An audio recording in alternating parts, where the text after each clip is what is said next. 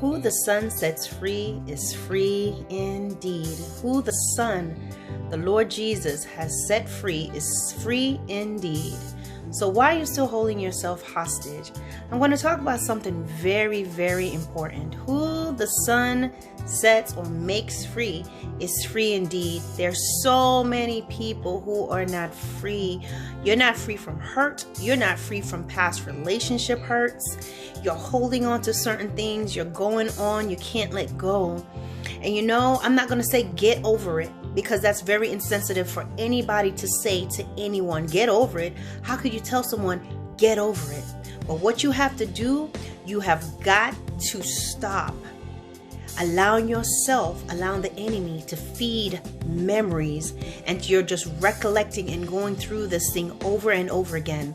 Because if you continue in a state of depression, if you continue in the state of going over what this person did to hurt you, you will end up having anxiety. You can end up having depression, and things of that nature. If you leave it to fester, that stuff can lead to suicide. It can lead to you doing things that you thought you'd never do. I take this very seriously because we read all about it all the time. You see these people, professors, police officers, people who you look at them, they have everything. They're taking their life because what happens is something that happens in the mind. And so the enemy plays in the mind and causes you to become a prisoner in your own mind, based on events, based on lies, little things that he will tell you about yourself, what you've not accomplished, how you're not attractive enough. But here I'm going to talk to you about these broken relationships that you've had. Men and women that have lost. You've broken up with someone and you can't get past it. I'm here to tell you that God has set you free. I'm telling you right now, especially as Christians, I'm going to tell you today that whatever it was that you discovered, whatever it was that came out into the light, I want you to know that that breakup has nothing to do with that person, whether you broke it off or that person decided they're going to walk out on you. That did not happen on their own accord. It's simply God pulling the cord and saying enough is enough. Time to go. So he allows things to start to be revealed, and maybe it's been revealed before, but you were able to the person was able to talk you out of it, or you want to forgive, or you were too scared to leave. Whatever the situation was, God caused the bottom to fall out of that situation. They didn't leave you. God pulled the covers back. You didn't leave them. God pulled the covers back and said, enough is enough. Separate yourself. And I need you to be able to see it for what it is. Don't look at, oh, this person's gone and they've moved on to someone else and oh, they look like they're happy. He looks like he's happy, or she looks like she's happier. So what? Let him, let her be happy. I'm talking to you right now. Those of you that knows that you have been loyal, you were faithful, you gave your best, you did what you could, and that woman left you anyway, that man left you anyway, that woman cheated on you, that man cheated on you. I want you to know, consider it a blessing. I'm going to give you this analogy, and it's not meant to disrespect anyone, but I'm going to put it like this and let you know this. Some people, it's not going to be enough for them that you're faithful and you're loyal, because they're used to being out there doing stuff. You see, let me put it like this. If you were the one that broke off the relationship, you got to realize this. That person wasn't going to go nowhere. They're going to stay right there with you for as long as they could. They probably would have married you in some cases. They would have stayed with you because they know that you have value. You may not be valuable to them in the way that it should be in a healthy relationship, but you hold value. So they want to go out there and do things and still hold on to what they recognize as being valuable. Okay? But it's not a value where they reciprocate it by appreciating you more and really embracing the relationship, and you two are exchanging, in deposit and exchanges and building one another up. It's just like this.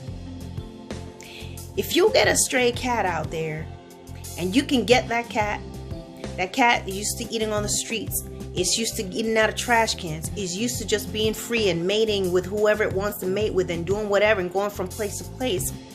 You can take that cat, decide that you're going to adopt it, get it all the shots you want to give that cat, give it all and bring it into a nice place where it's got food, shelter, you love on it, you're going to take care of it, you go and you get that chip put in it because you're committed, you want to put a ring on it.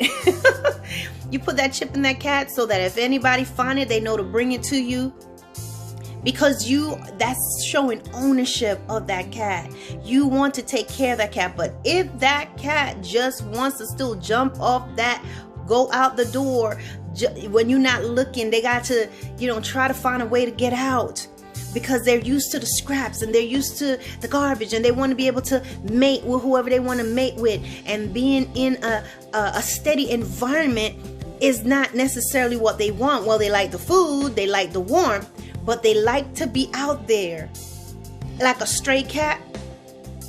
No amount of shots, immunization, putting that chip in, that registering, putting them on a chip to say this is my cat, no amount of food, no matter nothing is going to keep that cat in the house, because no matter what you're doing, it's a stray cat. It's a stray cat. That cat got to get out and do stuff and then come back in time for its catnip. You understand that? What is my analogy? It is what it is. You don't want that. That cat go out there and bring in all types of stuff in your house. Just get with other cats that's not owned, that's wild, and bring things into your home. Stuff could get on its fur.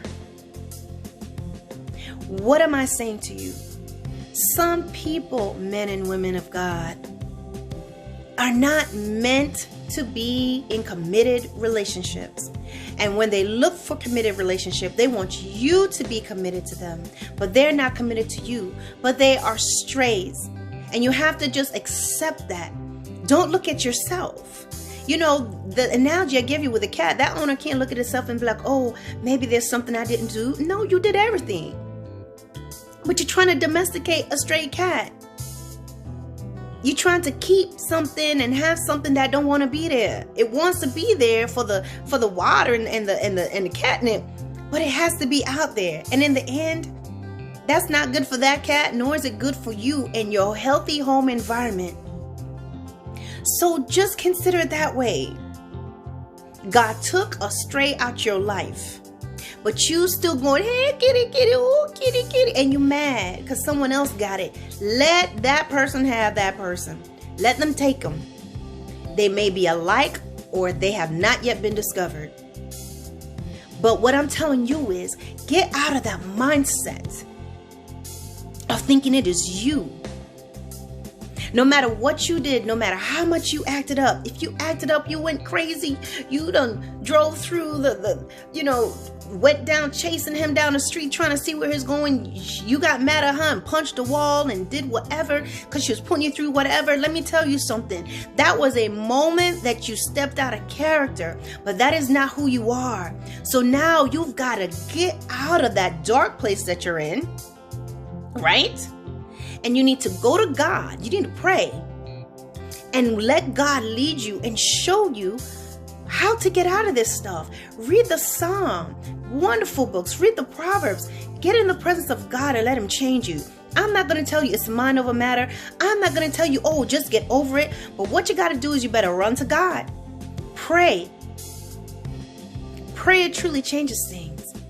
Let go of what was never yours. Let God heal you. Take responsibility for your role in mistakes that you may have made in the relationship. But get before God, let Him heal you. You have to forgive them. You have to forgive them. Even if you don't feel it, confess it. Ask the Lord to help you so that you can be healed. You can move on, have a closer relationship with God, and He'll prepare you, if it's His will, for the right mate for you. Get up. Get out of that funk. They are not worth that. All right? Okay.